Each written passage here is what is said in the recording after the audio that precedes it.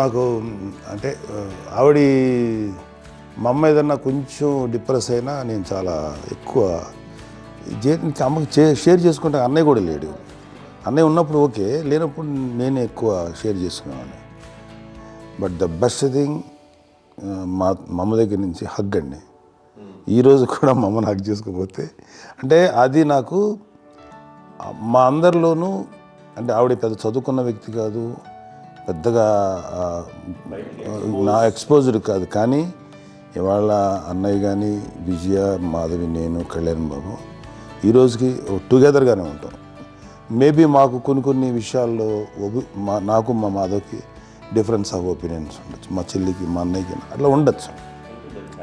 కానీ the invisible bond వేసి మా అమ్మ ఇచ్చింది, ఆ లవ్ అండ్ ఎఫెక్షన్, హగ్, అవన్నీ ఆవిడ నాన్ వెర్బల్ అడ్వైజ్ ఏంటంటే అందరూ అలా కలిసి ఉండాలనేది ఆవిడ నుంచి మేము నేర్చుకున్నామండి. అది ఇట్స్ ఇస్ నాట్ వర్డ్లీ, అది నోటి మాట కాదు, అది వెర్బల్గా కాదు, నాన్ వెర్బల్గా చెప్పినటువంటి ఇది. సో అందుకని అది మాకు గొప్ప, మేమందరం ఇప్పుడు అలా ఉండడానికి కారణం, అంత కలిసి ఉండడానికి కారణం, మెయిన్ కారణం మా అమ్మ అండి.